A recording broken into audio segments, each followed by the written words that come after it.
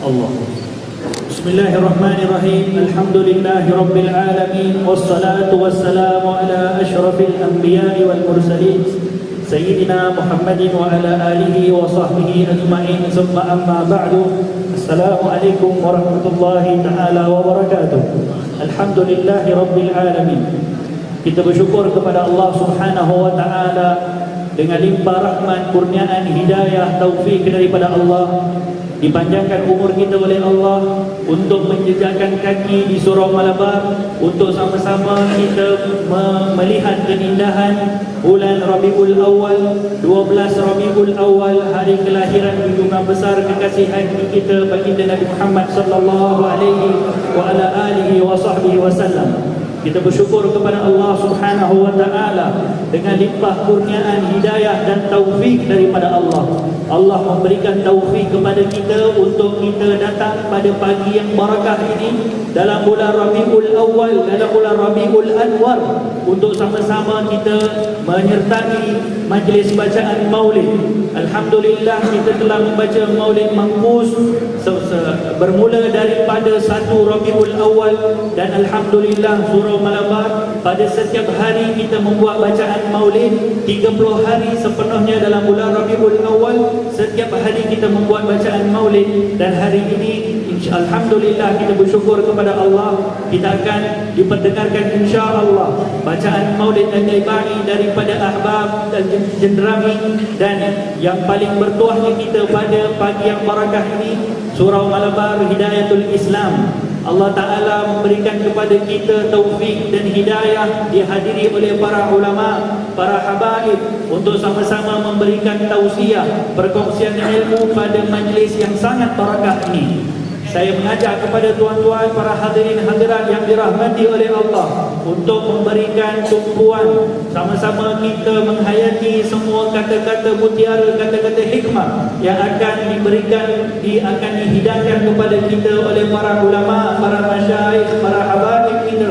Moga-moga Allah Subhanahu wa ta'ala merahmati kita semua insya-Allah. Moga-moga dengan kehadiran kita, keberadaannya kita di dalam majlis yang penuh dengan barakah ini, Allah Ta'ala limpahkan rahmat, bukakan kepada kita pintu maghfirah, bukakan kepada kita pintu rahmat. Moga-moga Allah curahkan rahmat sebanyak-banyaknya kepada majlis kita pada pagi yang barakah ini insya-Allah. Hadirin hadirat yang dirahmati oleh Allah, Surau Pihak Surau Malabar Hidayatul Islam sangat berbesar hati pada pagi ini, kerana alhamdulillah kita didatangi oleh para ulama, para masyayikh kita, para ulama kita yang sentiasa kita dahulukan ilmu daripada mereka. Alhamdulillah kita didatangi pagi ini oleh Fadilatul Syekh Hafiz Hafizahullah. Begitu juga kita didatangi pada pagi yang barakah ini Syekh Fazli Al-Yamani Hafizahullah. Begitu juga kita didatangi oleh pagi ini yang tidak asing lagi kepada kita, Syekh Abdul Razak Al-Misri Hafizahullah. Begitu juga dengan Syekh Ahmad Syahdan, begitu juga dengan Syekh Ahmad yang akan melantunkan qasidah kepada kita insya-Allah. Hadirin hadirat dirahmati oleh Allah, kita akan mendengarkan tausiah yang pertama daripada yang akan disampaikan kepada kita oleh Al-Ustaz Al-Syekh Fazli Al-Yamani Hafizahullah. Dengan segala penuh ta'zim, saya mempersilakan kepada Fadilatul Syekh untuk memberikan tausiah. Pada tafadhal masykuran.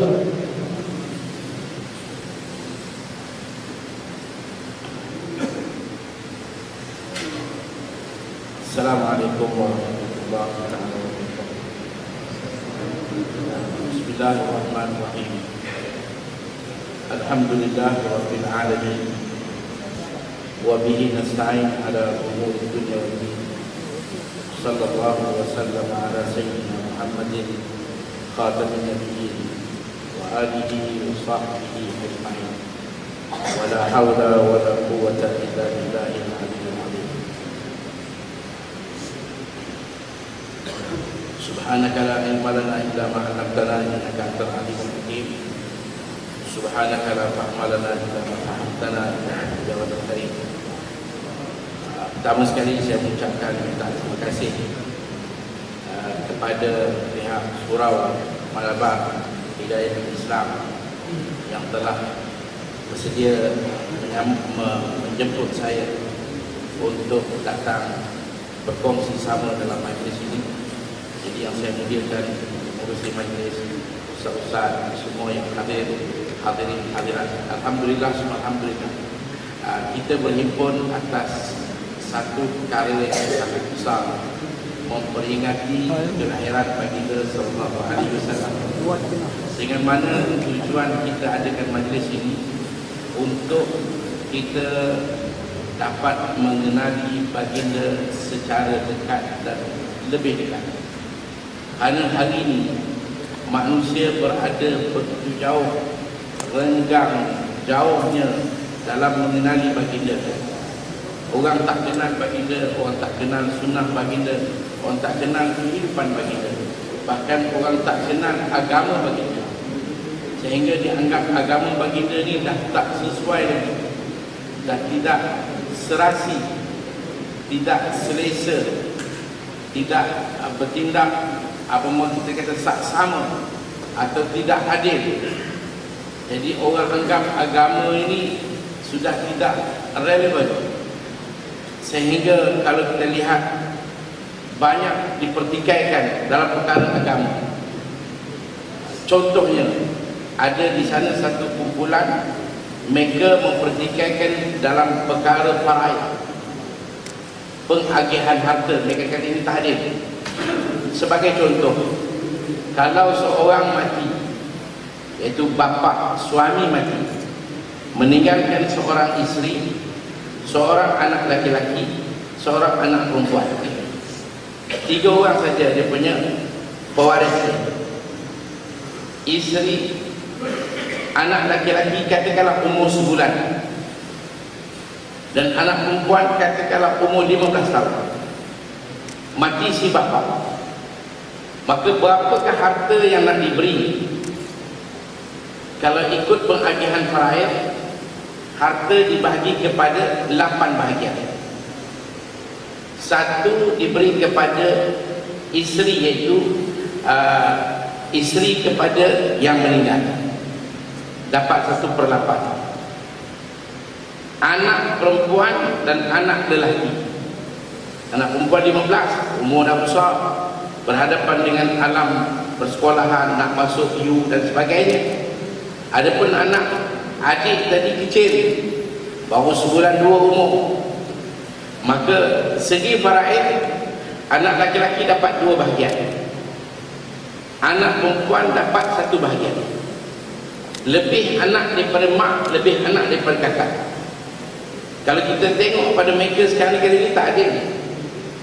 Mana boleh bagi macam ni? Kenapa mak bagi sikit, anak perempuan dapat sikit, anak laki-laki diberi lebih pula tu, 2 bahagian padahal baru umur sebulan. Maka mereka pertikaikan. Kata ini satu yang tidak adil. Sebab apa tuan-tuan? Sebab dia tak tahu agama. Dia tak kenal agama ni apa. Macam mana nak kenal agama, dia tak tahu siapa yang bawa agama. Agama ni datang dari mana? Dia tak tahu, dia tak kenal. Jadi bila dia tak tahu, dia tak kenal, maka mulalah dia melihat dengan otak dia yang serong, menganggap ini suatu pengagihan yang tidak saksama. Sebab itu mereka menganggap Islam sudah tidak sesuai lagi. Islam tak boleh menjadi penyesalat kepada mereka untuk menghakimi, untuk menjadi sebagai tempat rujukan. Kerana Islam tidak berpihak kepada suatu yang benar. Jadi contohnya pengagihan yang sebegini dibuat. Kerana bila kita bagi pada si isteri 1/8, bagi 7/8, 7/8 ini dibahagikan kepada tiga pecahan. Macam 7 nak bagi 8, nak bagi kepada 7/8 nak diberi kepada 3 orang, tak boleh. Tak boleh bagi 7 kepada 3 orang, 3 kepala.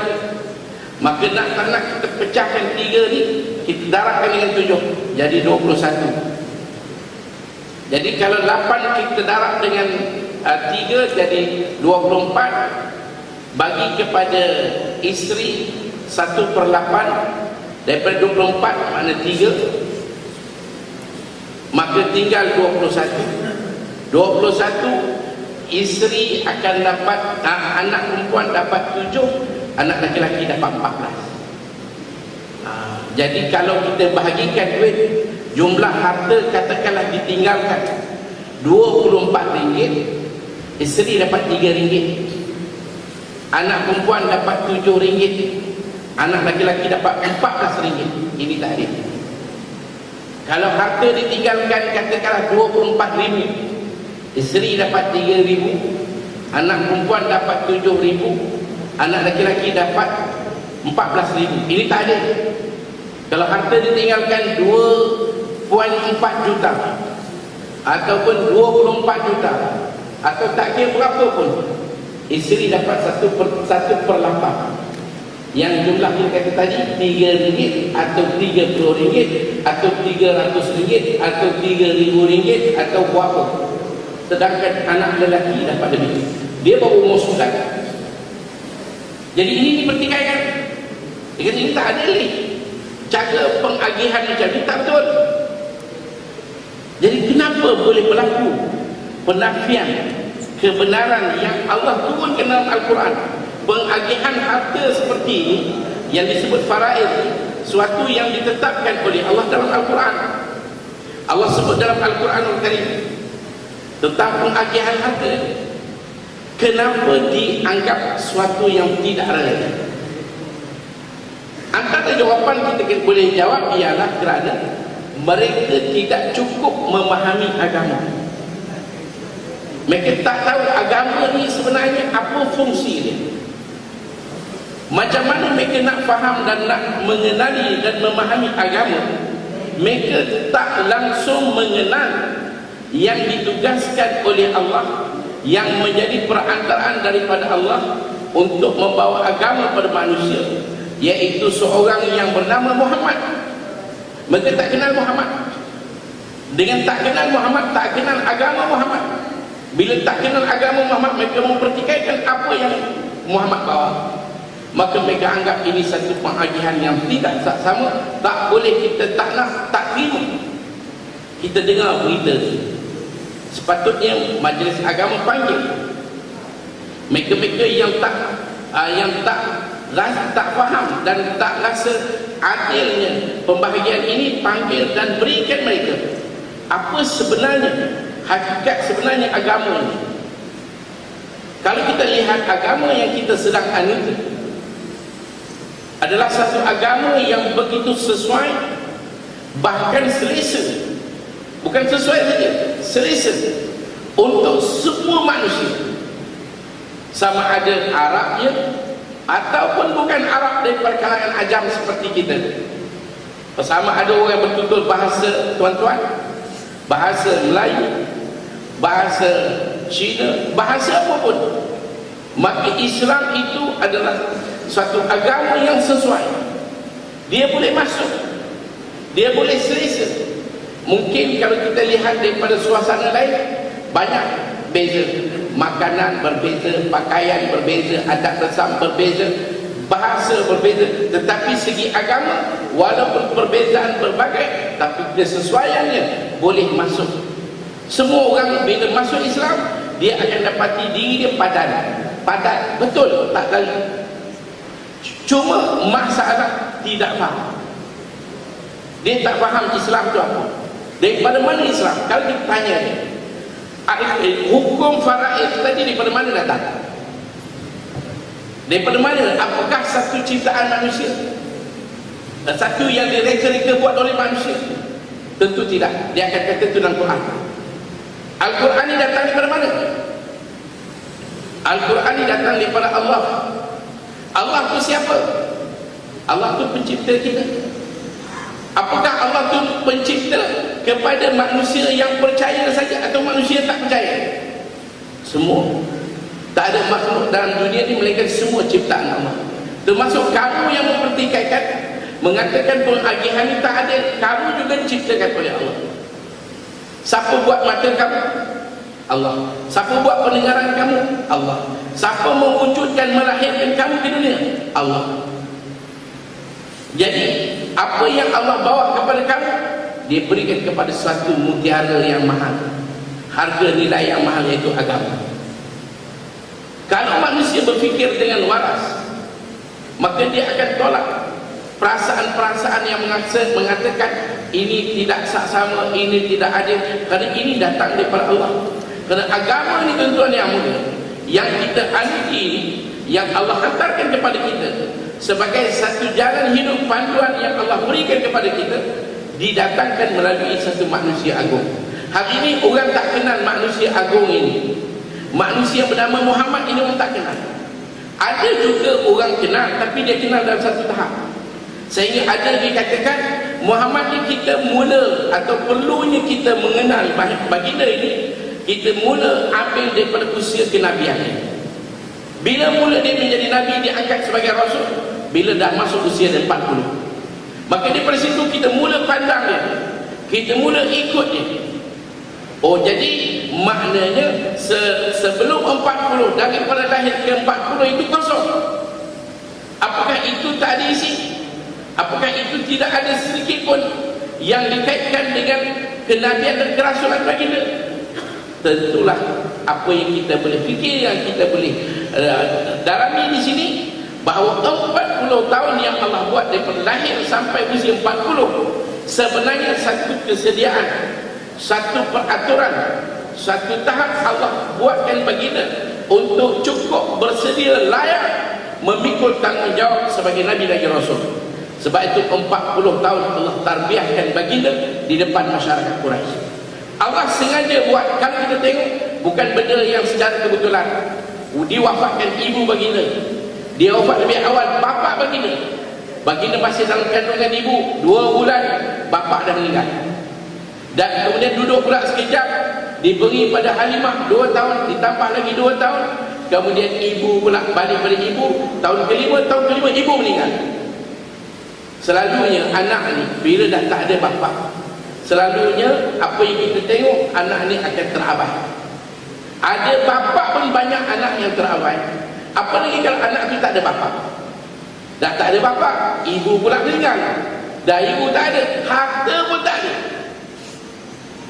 Jadi kenapa ini berlaku? Kalau tidak kerana Allah nak bentukkan baginda ini supaya tidak ada ruang-ruang yang boleh ditembusi oleh jarum-jarum musuh dalam membuat tomahan demi tomahan, mengatakan Muhammad ni agama yang dia bawa hasil anak, hasil bapa, hasil mak, hasil atuk, nenek, tak ada. Dia sendiri diberi langsung oleh Allah melalui Jibril untuk diangkat sebagai manusia yang menggerakkan agama menjadi penutup kepada segala silsilah kenabian dan kerasulan.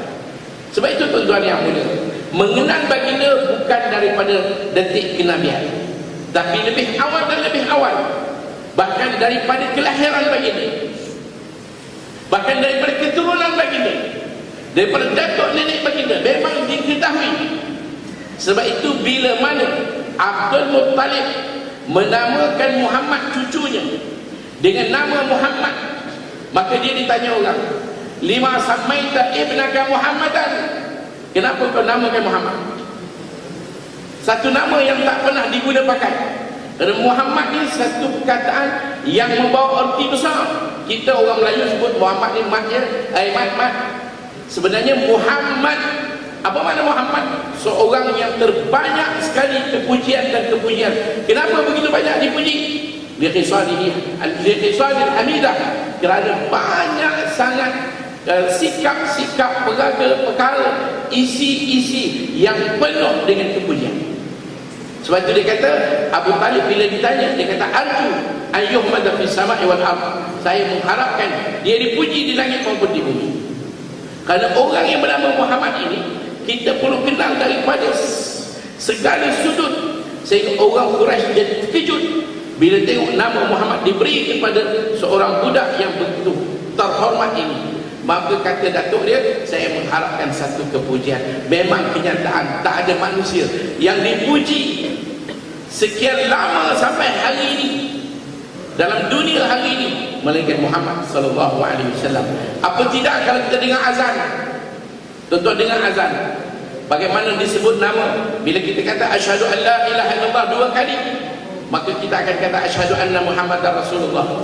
Maka itu satu kepujian. azan, kata kita ambil subuh daripada terbit matahari, kita ambil daripada Jepun. Di Jepun ada negara Islam, ada orang Islam, dan ada masjid, ada orang solat bila masuk subuh berkumandang azan. Masa bergerak Taiwan, kemudian azan. Masa bergerak Filipina, azan. Masa bergerak Indonesia, azan. Malaysia, azan. Myanmar, azan. Bangladesh, azan. India, azan. Pakistan, azan. Sampai dekat mana Doha apa semua, datang pula zuhur. Tak putus lagi zuhur. Sana sampai subuh, datang pula asar. Sana sampai zuhur, datang balik subuh. 24 jam dalam putaran bumi Muhammad dipuji. Itu dalam azan. Belum lagi dalam solat. Kita baca saja tahiyat, kita akan baca assalamu alayka ayyuhan nabi. Ini kadang-kadang orang pertikaikan, dia kata ya madad al-madad ya Rasulullah, kata syirik. Al-madad ya Rasulullah syirik. Syirik di mana? Kalau kita kata al-madad ya Rasulullah syirik, di mana syirik? Kalau hari ini orang minta tolong dengan ambulan, orang minta tolong dengan polis, minta tolong telefon, tolong minta bomba datang, syirik kan? Nak minta tolong kepada bomba syirik. Ini minta al-madad. Al-madad, kita bukan menyekutukan Nabi. Kalau nak kata kita sekutukan Nabi, maka kita tengok dalam tahiyat kita, bila kita sebut assalamu alayka ayyuhan nabi, disuruh kita menggunakan satu perkataan yang dipanggil harful khitab. Kita bercakap dengan Nabi, sehingga dikatakan siapa yang solat dia tak bercakap dengan Nabi, solat dia tak sah. Siapa yang solat dia bercakap dengan lain daripada Nabi, solat dia tak sah. Jadi kita sebut assalamu alayka ayyuhan nabi. Ini manusia ni, seolah-olah kita tak menghadirkan bahawa dia dengar, kita tidak menghadirkan yang dia dengar, yang dia nampak, tidak. Tetapi satu keagungan yang Allah beri kepada manusia bernama Muhammad. Sebab itu disebut afdalul khalqi ala al-itlaqi nabiyyuna famil al-shiqaqi. Seafdal makhluk dalam segala ciptaan Allah, Nabi Muhammad SAW. Maka kita jangan sekali-kali lari daripada landasan untuk melihat bukan manusia yang bernama Muhammad ini maksud yang dimaksudkan oleh Allah Subhanahu Wa Taala. Tidak, dialah maksud. Sebab itu jangan ambil pada usia kenabian, silap-silap. Ambil daripada usia sebelum. Berbagai-bagai perkara berlaku sebelum. Berbagai-bagai perkara berlaku sebelum. Daripada detik kelahiran baginda, satu unggun api yang telah dinyalakan hampir 1000 tahun boleh terpadam secara tiba-tiba di waktu detik kelahiran baginda. Dan peristiwa yang mengejutkan dunia ketika itu, iaitu serangan tentera Abraham, iaitu datangnya Abraham dengan tentera bergajah. Tuan-tuan yang mulia, kalau kita tengok di negara Arab, mana nak jumpa ada gajah? Gajah tak ada. Kalau pergi Yaman, tanya mana gajah? Kalau kat zoo mungkin. Gajah tak ada. Gajah tak ada. Kalau nak tengok gajah di India banyak gajah, di Delhi banyak. Nak bawa lori kayu balak semua pakai gajah. Kalau saya pergi Sri Lanka, di Sri Lanka banyak gajah. Di Malaysia pun banyak gajah. Ni hidup di hutan, di payah. Tapi macam mana Abraham boleh bawa gajah? Dia bawa masuk daripada Afrika, daripada Ethiopia, daripada Habasyah. Bukan diserang parit longkang macam tu. Laut dipanggil Bahrul Qalzum, Laut Merah. Macam mana dia bawa gajah? Bukan 1-2 ekor, dia bawa banyak untuk dia kejutkan dunia ketika itu. Maka itulah detik sehingga riwayat kata hari itulah baginda dilahirkan. Tuan-tuan yang dimuliakan, orang yang kita nak cerita tentang manusia bernama Muhammad begitu agung dan begitu mulia. Jadi kalau orang nampak majlis-majlis ini, dia kata sahabat tak nak buat pun. Majlis masih ada lagi suara orang mempertikaikan majlis maulid, sedangkan dia tak pertikaikan pula orang berhimpun untuk hari kebangsaan. Dia tak pertikaikan pula bila orang ada hari keputeraan raja sultan. Tetapi hari keputeraan baginda, maka di sini dipertikaikan. Sahabat tak buat. Alasan sahabat tak buat, dia tak tahu sahabat dan kita beza lagi bumi. Tak perlu sahabat mengadakan apa pun perayaan. Rasulullah depan mata mereka. Cinta dan kasih mereka cukup mendalam kepada baginda. Buat apa nak buat majlis-majlis apa? Tak perlu. Tapi kita dengan baginda, jauh mana kita kenal? Macam hari ni orang tak kenal agama, dia anggap macam soalan pengagihan yang saya sebut tadi, itu tak ada. Sedangkan itu agama, dan itu datang daripada Allah. Allah yang buat kamu, Allah yang beri kamu hidup, Allah yang memberi kamu mata, Allah yang beri kamu telinga, Allah yang mengizinkan kamu bergerak. Kamu hidup dengan izin Allah, kamu akan mati dengan izin Allah. Kenapa nak kata tak sesuai? Kenapa nak kata tak adil? Kenapa nak kata tak pembahagian yang tak sama? Tak saksama, tak betul. Sedangkan kalau kita fikir balik, kita tanya balik mereka ini, siapa yang buatkan kamu? Apakah kamu ini dilahirkan oleh mak kamu? Mak kamu punya kuasa? Apa kamu punya kuasa? Kalau tidak dengan izin Allah. Sebab itu tuan-tuan yang mulia, manusia ini kena balik kepada Allah dan tengok apa yang Allah buat. Allah hantar manusia agung bernama Muhammad sallallahu alaihi wasallam. Jadi perayaan seperti ini suatu yang menjadi hajat besar, satu keperluan, satu kepentingan untuk kita kembali balik mendekati dan mendalami, mengenali secara dekat siapa baginda.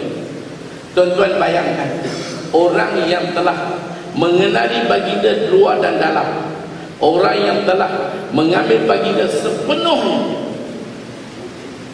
jiwa raga, yang telah memberikan masa diri seluruhnya sehinggakan anaknya dikawinkan dengan baginda, yaitu Sayyidina Abu Bakar As-Siddiq radhiyallahu anhu.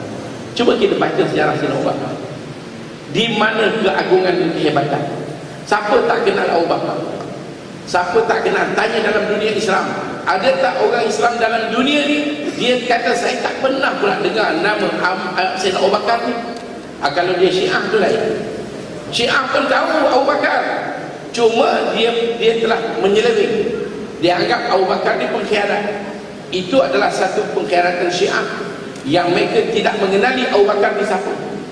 Kalau tidak, Abu Bakar ni lah manusia yang 88 pintu syurga akan panggil dia. Orang kedua berada di sebelah kanan baginda, dalam mana bila baginda bergerak melangkah masuk ke syurga, semua orang akan tengok siapa kat kanan tu. Itulah Abu Bakar Siddiq radhiyallahu anhu. Jadi sidang hadirin yang dimuliakan, untuk itu memperingati baginda, mengenali baginda suatu yang cukup penting dan tepat. Majlis seperti ini, bahkan kalau dihiasi lagi, selain daripada qasidah, mungkin kita kata kita berarak. Hari ini kita berarak di sana sini, bagus, saya sokong. Berarak kita, bawa spanduk, bawa bendera, berselawat kita lorong ke lorong untuk kita besarkan baginda sallallahu alaihi wasallam, untuk kita datangkan cinta yang mendalam dalam jiwa kita untuk mengenali siapa baginda. Kerana tidak akan sedikit pun merugikan kita. Bayangkan kalau Abu Lahab, nama yang terkutuk, nama yang cukup malang, nama yang cukup sial, Abu Lahab, yang Allah letak standing dengan nama Fir'aun, Qarun yang Allah sebut dalam Al-Quran. Itu Abu Lahab, Allah boleh beri dia layanan setiap hari Isnin. Kita hari ini Sabtu, besok Ahad, lusa Isnin. Setiap Isnin dia diringankan azab. Ini atas apa yang ada dalam hadis Bukhari kita sebut bahawa dia dapat keringanan azab. Atas apa dasar? Apa kebaikannya? Kalau nak tengok kejahatan dia, dialah manusia yang membuka pintu cemohan, makian, kecaman, kutukan kepada baginda, ejekan pada baginda. Semuanya bermula dengan Abu Lahab. Kalau Abu Lahab tak mula, siapa pun tak berani. Sebab itu ketika baginda kumpul, ya Bani Fulan, ya Bani Fulan di Bukit Safa, bila Allah turunkan ayat fasda' bima tu'mar wa arid 'anil musyrikin, Muhammad sekarang istiharkan, maklumkan, beritahu, berita, maka baginda kumpul, semua orang Arab datang. Ya Bani Fulan, ya Bani Fulan, semua duduk berkumpul. Baginda atas bukit. Sebelum baginda beritahu, saya Nabi Rasul, saya Nazir Mubin, baginda tanya, ara'aitum law akhbartukum bi anna khailan wara'a hadzal jabal turidu an tughira alaikum asaddaqtumuni? Beritahu saya, Kalau saya katakan di belakang bukit ada musuh siap berpelana, bersenjata nak menyerang kamu, apakah kamu boleh percaya? Baginda tanya orang habis semua, tak ada satu orang pun mereka dijawab saddaqnak wa ma jarabna alaikal kadhib. Kami percaya. Tak pernah sekali pun pengalaman kami yang kami ikuti daripada engkau wahai Muhammad melainkan segalanya benar. Bila baginda tengok semua orang dah boleh percaya, kalau berita belakang bukit mungkin juga mereka boleh percaya. Berita di belakang gunung, berita di belakang langit, berita daripada langit. Baginda kata fa inni nadhirul lakum baina yaday azabin syadid. Baginda beritahu saya adalah utusan Allah kepada kamu. Semua orang terdiam. Tak ada siapa buka suara, tak ada siapa pun kata saya percaya dan saya sokong, saya bersetuju. Tak ada, terdiam. Tiba-tiba bangun Abu Lahab. Dia bangun dengan kata tabban laka ya Muhammad, tabban laka sa'ir yaum, alihadza jama'tana. Celaka engkau Muhammad, celaka engkau sepanjang usia yang engkau hari ini. Kau begini maksudkah engkau kumpulkan kami? Sehingga Allah turunkan ayat tabbat yada abi lahabin wa tab. Turunkan ayat itu, surah itu, ketika itu Abu Lahab. Orang macam ini tuan-tuan, Allah boleh beri rehat dalam neraka. Allah boleh bagi dia satu keistimewaan dalam neraka setiap hari Isnin atas apa kebaikan yang dia buat. Rupa-rupanya bila berita kelahiran baginda dibawa sampai oleh hamba sahaya Abu Lahab yang bernama Suwaibah Al-Aslamiyah, datang beritahu tuan, Aminah telah melahirkan putera. Telah lahirlah seorang putera, anak Halimah, adik kamu Abdullah. Maka dia rasa seronok, dia rasa gembira, hati kecil dia menyambut dengan satu perasaan, sehingga dia kata pada Suwaibah, wahai Suwaibah, saya bebaskan kamu, saya lepaskan kamu, kamu merdeka bebas seperti manusia lain. Atas sikap dia, rasa gembira itu, subhanallah, nilai dia direhatkan. Walaupun kejahatan dia memang tak ada tanding, begitu dahsyat jahat dia, tetapi ada harga yang Allah tetap memberi nilai bayaran dengan hari Isnin direhatkan. Bayangkan tuan-tuan, ini harga Muhammad. Ini harga Muhammad, harga yang bukan murah. Satu dunia kita boleh nak beli. Harga manusia yang begitu tinggi makam, diletakkan nama Allah, la ilaha illallah Muhammadur Rasulullah. Nabi Adam 70 tahun tunduk, tak angkat kepala. Setelah diturunkan ke bumi, tak angkat, malu kepada Allah, malu kepada malaikat di langit. Kerana sedikit kesilapan, diturunkan ke bumi. Sehingga akhirnya selepas 70 tahun dia angkat kepala, dia minta, ya Allah ampunkan dia dengan keberkatan atas nama Muhammad Rasulullah. Maka Allah tanya, mana kau tahu nama tu? Dia kata bila ditiupnya roh masuk ke jasadnya, dia bangun daripada baring. Apa yang dia melihat, awal-awal dia tengok dekat aras termaktub la ilaha illallah Muhammadur Rasulullah. Dia yakinlah itulah maksud Allah. Sebenarnya memanglah itu orang dia, Muhammad Rasulullah sallallahu alaihi wasallam. Dengan itu tuan-tuan yang mulia, kita sebenarnya majlis macam ini majlis gembira. Gembira kita bukan dengan cara kita bawa kita pasang tondra, kita tonton bukan macam orang joget itu, tak. Tapi kita ada sedikit tepukan kompak. Kita ada sedikit selawat dan qasidah. Kita dengar qasidah cerita kisah-kisah Nabi. Kadang-kadang orang kata, ni dalam masjid apa ada tepuk kompak? Dalam masjid ada tepuk kompak. Ada satu ustaz dia kata, hindarkan masjid daripada tepukan kompak. Apakah kompak itu satu bercerangah? Apakah ianya satu berlawanan? Sedangkan bagaimana baginda disambut ketika baginda sampai di Madinah dengan tepukan kompak. Bahkan majlis seperti ini, kalau tuan-tuan boleh menyaksi bagi saya pengalaman, saya tengok di Yaman, ulama besar-besar dalam masjid, maka kompak ditepuk untuk kita berselawat dan salam kepada baginda sallallahu alaihi wasallam. Jadi ingatlah tuan-tuan, sebenarnya apa yang diadakan pada hari ini suatu yang sangat besar maknanya. Mudah-mudahan majlis seperti ini berterusan. Kalau di Yaman saya tengok, kalau ada kematian nak buat tahlil, selawat dulu, qasidah dulu. Kalau ada akikah sebelum nak makan, ada tahlil ke apa ke, maka kasidah dulu, selawat dulu. Kita di Malaysia ni perlu begitu juga. Majlis maulid ini menjadi mukaddimah permulaan. Lepas tu kita buat tahlil dan kita buat makan. Sebab itu tuan-tuan yang mulia, kawan saya daripada Indonesia, saya pergi Indonesia 2 tahun lepas, dia kata, ustaz, dengan bangkitnya majlis kasidah ini, majlis selawat, majlis maulid ini, membuatkan orang-orang Kristian pening kembali. Padri-padri bengong nak buat, macam mana nak buat? Orang dah balik pada Islam banyak lah. Yang kekal masih duduk dalam agamanya adalah masih orang-orang miskin, orang-orang tak berpelajaran. Lain semua dah lari balik, dah balik masuk Islam. Jadi mereka dah tak tahu dah berapa duit mereka habis nak tarik perhatian orang dah kembali. Sekarang ni subhanallah meriah. Kalau Habib Syekh datang itu satu daripada ramai. Banyak lagi Habib-Habib di sana yang subhanallah, subhanallah. Jadi tuan-tuan yang mulia, saya rasa memang elok lah, memang cantik lah, memang tepat lah. Dan saya ucapkan jutaan terima kasih atas segala usaha yang diadakan hari ini. Dan kita terus meriahkan majlis-majlis seperti ini, bahawa kita adalah sama. Walaupun bahasa kita agak beza, ada orang cakap Melayu, ada orang cakap Tamil, ada orang cakap Melayu, ada orang cakap India, ada cakap Arab, tapi sebenarnya kita satu agama, kita satu Nabi, satu akidah, satu jalan. Kita adalah satu umat yang mana kita dibawa oleh Allah SWT dengan baginda sallallahu alaihi wasallam untuk kita nampak kebenaran. Jadi ambil kesempatan ini, bagilah anak-anak kita, isteri-isteri kita kefahaman penting. Kalau kita tak faham agama, kita akan jadi macam kumpulan tadi. Kita akan jadi orang pertikaikan agama. Dia akan kata agama ni sudah lusuh. Dia akan kata agama ni sudah luput tarikh, tak boleh pakai lah. Kalau kita pergi beli barang kedai makan, sekali kita tengok barang tu tarikh malam 2014, ni dah 2015, ni dah lepas ni, tak boleh pulangkan balik. Tapi Islam ni tuan-tuan, dia agama sampai kiamat, ila an taqumas saah. Itu Islam.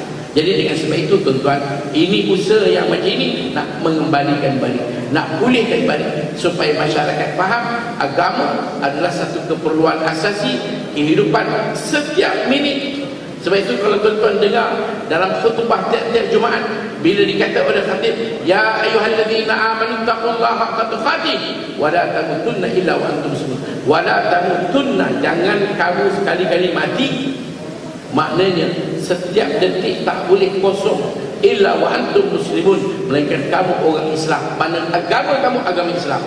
Jangan ada masa tiba-tiba datang mati, kamu keluar daripada Islam. Mati datang, kamu berada luar daripada Islam, maka kamu akan gagal. Dengan sebab itu saya rasa cukup sebagai tazkirah saya pada tuan-tuan. Mudah-mudahan kita terus meletakkan keyakinan kita dan terus yakin dengan apa yang Allah beri pada kita, syukur kita, dan kita berusaha lagi. Jadi saya rasa cukup sampai di sini. Kalau ada salah silap, minta maaf. Sekian, wabillahi taufiq wal hidayah. Assalamualaikum warahmatullahi taala wabarakatuh. Waalaikumsalam warahmatullahi taala wabarakatuh.